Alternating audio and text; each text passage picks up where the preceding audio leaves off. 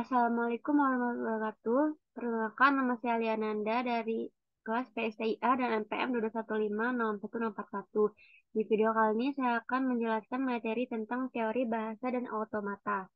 Langsung saja, di sini ada daftar isi, yaitu yang akan dibahas pada video ini. Yang pertama ada pengantar teori bahasa dan automata, kemudian tata bahasa hierarki Chomsky dan aturan produksi, finite state automata, deterministic finite state automata, non-deterministic finite state automata, ekuivalensi NFA dan DFA, serta ekspresi reguler. Nah, yang pertama masuk ke teori bahasa dan automata. Apa itu bahasa? Jadi bahasa adalah kumpulan kalimat atau semua bahasa dibangkitkan oleh sebuah tata bahasa atau grammar. Jadi jadi bahasa itu dibagi menjadi dua, yaitu bahasa natural dan juga bahasa formal. Nah, bahasa natural itu bahasa manusia sehari-hari seperti bahasa Inggris, bahasa Indonesia, bahasa Jawa, dan lain-lainnya. Nah, untuk bahasa formal itu sendiri yaitu bahasa yang lebih kaku dengan aturan yang lebih ketat seperti bahasa pemrograman komputer. Kemudian, bagaimana konsep bahasa dan automata? Jadi, teori bahasa itu membicarakan bahasa formal atau formal language, terutama untuk kepentingan perancangan compiler dan memproses naskah atau text processor. Nah, bahasa adalah himpunan string dari simbol-simbol untuk suatu alfabet atau rangkaian simbol yang memiliki makna. Jadi, simbol adalah sebuah entitas abstrak yang tidak didefinisikan secara formal seperti halnya pengertian titik dalam geometri. Contohnya itu sebuah huruf atau sebuah angka. Jadi, misalnya huruf A atau angka 1 itu merupakan simbol. Nah, lanjut ke string. String adalah deretan terbatas atau finite dari simbol-simbol. Contohnya, jika A, B, dan C adalah 3 buah simbol, maka A, B, C adalah sebuah string yang dapat dibangun dari ketiga simbol tersebut. Kemudian, panjang string. Jadi, panjang string itu adalah jumlah simbol yang membentuk string. Contohnya, A, B, C tadi. Maka jumlah string panjang stringnya itu 3. Kalau string saya itu panjangnya 4 dengan notasinya seperti ini. Kemudian next, automata. Jadi automata adalah mesin abstrak yang dapat mengenali atau recognize, menerima atau accept, dan juga membangkitkan atau mengenerate sebuah kalimat dalam bahasa tertentu, di mana bahasa yang harus dikenali adalah input. Nah, pada mesin automata dapat membuat keputusan apakah input tersebut diterima atau ditolak. Berikut adalah contoh dari mesin automata, di mana di sini terdapat state-state dan juga inputan-inputan string dan juga inputan string yang ditentukan. Di sini terdapat state Q0, Q1, Q2, Q3, Q4, dan Q5, di mana lingkaran yang terdapat 2 garis ini merupakan final state. Jadi, kalau stringnya itu mencapai final state, maka string tersebut diterima. Tetapi kalau string tersebut tidak mencapai final state, maka string tersebut ditolak. Contohnya, string ADA. Dari inputan A itu Q0 ke Q1. Kemudian Q1 ke Q2 D, Q2 ke Q3 A. ADA itu diterima. Kemudian ADU. ADU itu Q0 ke Q1, Q1 ke Q2, dan Q2 ke Q4. Mencapai final state. Jadi string tersebut diterima. Kita coba ADI itu dari Q0 ke Q1, Q1 ke Q2, Q2 ke Q5. Tetapi Q5 bukan final state, maka string tersebut ditolak. Next ke hierarki Chomsky. Nah, jadi pada hierarki Chomsky ini terdapat tata bahasa atau grammar. Jadi itu adalah himpunan variabel atau non-terminal, simbol terminal, simbol awal yang dibatasi oleh aturan produksi. Jadi variabel atau non-terminal adalah simbol yang masih bisa diturunkan. Jadi terdapat yang namanya terminal dan juga non-terminal, di mana non-terminal itu simbol yang masih bisa diturunkan. Contohnya huruf besar, misalnya A, B, C, kemudian huruf S sebagai simbol awal, dan string yang bercetak miring, misalnya expert, tapi dicetak miring. Kemudian simbol terminal. Jadi simbol terminal itu adalah simbol yang sudah tidak bisa diturunkan lagi. Contohnya huruf kecil, kemudian eh, angka 0123, simbol operator misalnya bagi, tambah, kurang, dan kali, dan simbol tanda baca seperti dalam kurung atau titik dua, seperti itu.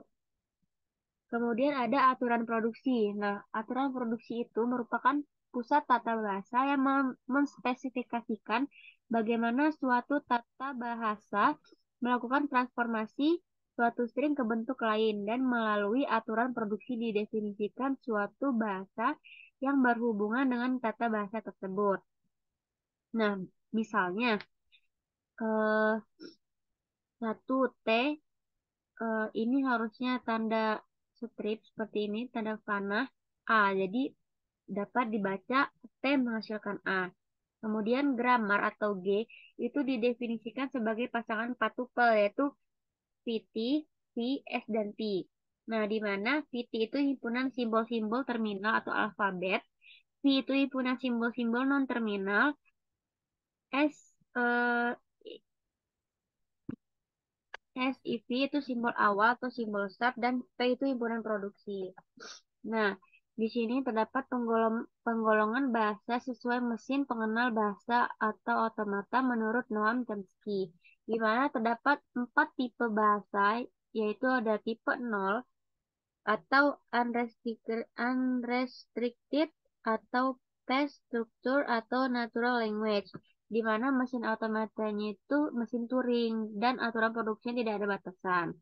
Kemudian tipe 1 atau konteks sensitif, mesin otomata itu linear bounded automata dengan aturan produksi alpha kurang dari sama dengan beta. Kemudian tipe 2 atau konteks free itu mesin otomatanya push dan otomata, di mana aturan produksinya alpha adalah simbol variabel. Kemudian tipe 3 atau reguler itu mesin otomatanya itu FSA, meliputi DFA dan NFA, di mana aturan produksinya itu A adalah simbol variabel, B adalah maksimal memiliki sebuah simbol variabel yang bila ada terletak di posisi paling kanan. Kemudian lanjut. Nah, seperti ini. Alfa menyatakan simbol-simbol yang berada di ruas kiri aturan produksi. B atau beta menyatakan simbol-simbol yang berada di ruas kanan aturan produksi. Simbol-simbol terdiri dari simbol terminal dan non-terminal atau variabel, atau yang bisa disebut juga masih bisa diturunkan lagi. Simbol terminal biasanya dinyatakan dengan huruf kecil, sementara non-terminal dengan huruf besar. Nah, lanjut ke ini ada aturan produksi berdasarkan tipenya tadi. Misalnya tipe 0, aturan produksinya ABC itu menghasilkan DE. Kemudian untuk tipe 0 itu tidak ada batasan, jadi dia bebas. Untuk tipe 1, panjang string ruas kiri harus lebih kecil dari atau sama dengan ruas kanan. Jadi panjang string dari yang sebelah kiri itu harus lebih kecil atau sama dengan yang kanan. Seperti ini AB itu terdiri dari 2 string, dan yang sebelah kanan itu 3 string, atau CD dan EF itu sama-sama 2 string. Untuk tipe 2 itu ruas kiri harus tepat satu simbol variabel. Misalnya seperti B dan D itu hanya satu variabel, atau dapat diturunkan yang bisa disebut juga dengan non-terminal. Kemudian reguler, yaitu ruas kanan hanya memiliki maksimal satu simbol non-terminal dan diletakkan paling kanan sendiri. Nah, di sini hanya memiliki maksimal satu, jadi di ruas kanan ini hanya memiliki maksimal satu simbol non-terminal dan diletakkannya paling kanan, seperti FGH dan D. Next. Yang ketiga ada finite state automata, di mana finite state automata merupakan mesin abstrak berupa sistem model matematika dengan masukan dan keluaran diskrit yang dapat mengenali bahasa sederhana dan dapat diimplementasikan secara nyata. Model matematika atau graf yang dapat menerima input dan juga mengeluarkan output. FSA juga memiliki state yang berhingga banyaknya dan dapat berpindah dari satu state ke state lain berdasarkan input dan fungsi transisi. Kemudian pada FSA juga tidak memiliki tempat penyimpanan atau memori, jadi hanya bisa mengingat state terkini. Jadi mekanisme kerja dapat diaplikasikan pada elevator, text editor, dan juga basic parity. Nah, pada FSA itu terdapat 5 tupel yang di mana yang pertama ada key, itu himpunan hingga state, kemudian sigma, himpunan hingga simbol, kemudian fungsi transisi menggambarkan transisi state FSA akibat pembacaan simbol input, dan juga state awal. Itu di ini dengan simbol S dan juga F untuk himpunan final state. Nah, seperti ini contohnya. Di sini terdapat sistem FSA untuk mengecek angka 1 biner ganjil. Nah, di sini terdapat dua state, yaitu genap dan ganjil, di mana ganjil itu merupakan uh, final state. Di sini ada 5 tupelnya, di mana himpunannya itu genap dan ganjil. Kemudian himpunan simbol inputnya itu 0 dan 1. Kemudian fungsi transisi ada di slide sebelah. S merupakan genap atau state awal. Kemudian F adalah ganjil, yaitu state akhir.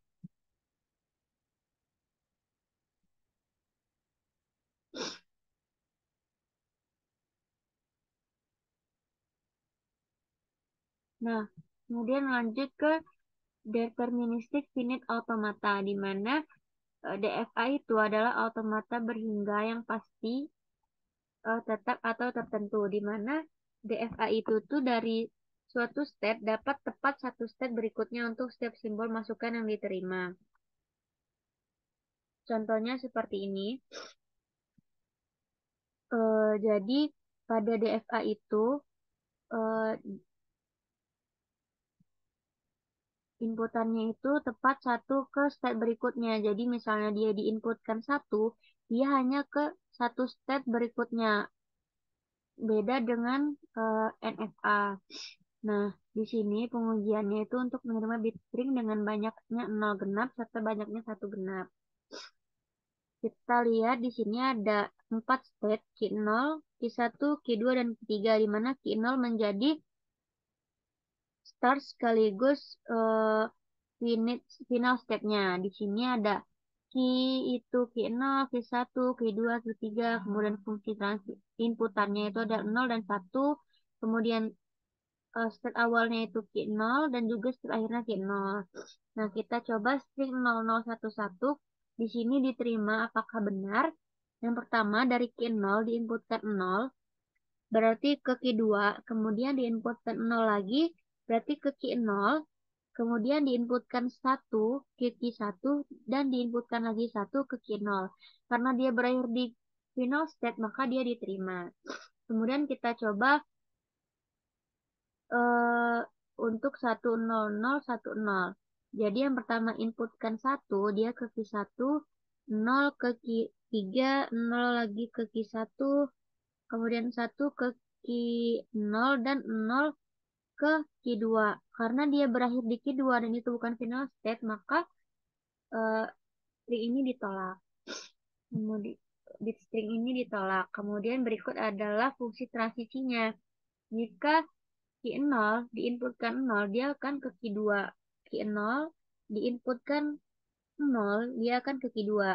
Kemudian Q1 diinputkan 0, dia akan ke Q3. Kemudian Q2 diinputkan 0 akan ke Q0 ini. Dan Q3 diinputkan Q1 akan ke Q1. Q3 diinputkan 1, diinput 0 akan ke Q1. Nah, kemudian lanjut ke NFA. Jadi perbedaan dengan DFA, pada NFA itu fungsi transisi dapat memiliki 0 atau lebih fungsi transisi untuk setiap simbol inputan. Jadi string diterima NFA bila terdapat suatu urutan transisi berdasarkan input dari step awal ke step akhir. Untuk NFA harus dicoba semua kemungkinan yang ada sampai terdapat satu yang mencapai step akhir. Nah, ini merupakan contoh perhitungan untuk NFA. Di sini dapat dilihat dia ketika diinputkan 0, maka dia bisa saja kembali ke Q0 atau juga dia ke Q3. Jadi dia tidak tepat satu step ke berikutnya. Itu merupakan ciri dari NFA. Nah, di sini ada 5 tupelnya. Yang pertama ada himpunan state yaitu Q0, Q1, Q2, Q3, Q4. Kemudian inputannya 0 dan 1. Startnya itu dari Q0 dan finalnya Q2 dan Q4. Berikut ini adalah fungsi transisinya.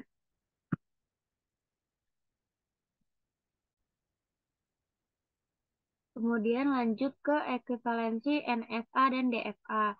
Jadi untuk mengekuivalensi NFA dan DFA, pertama kita ketahui dulu algoritmanya. Yang pertama, buat semua state yang merupakan subset dari state semula. Kemudian telusuri transisi state-state yang baru terbentuk dan diagram transisinya. Selanjutnya, kita tentukan state awal atau Q0 dan tentukan state akhir adalah state yang elemennya mengandung state akhir. Selanjutnya, reduksi state yang tak tercapai oleh state awal dan rename nama-nama state yang tersisa. Nah, ini merupakan proses mengubah NFA menjadi DFA. Di sini terdapat mesin otomata yang dimana ini tuh masih NFA. Jadi ketika dia diberikan satu input, dia dapat ke satu state dan juga dapat ke state lainnya. Nah, ini merupakan tabel transisinya. Kemudian setelah dibuat jadi DFA, maka maka akan tampil yang sebelah kanan. Jadi state yang dibentuk yaitu apa namanya himpunan kosong Q0, Q1, Q0 dan Q1. Ini merupakan fungsi transisinya. Dan state akhirnya yang mengandung Q1 yaitu Q1 dan Q0 Q1. Nah, ini adalah diagram transisi yang didapatkan dari perhitungan sebelumnya.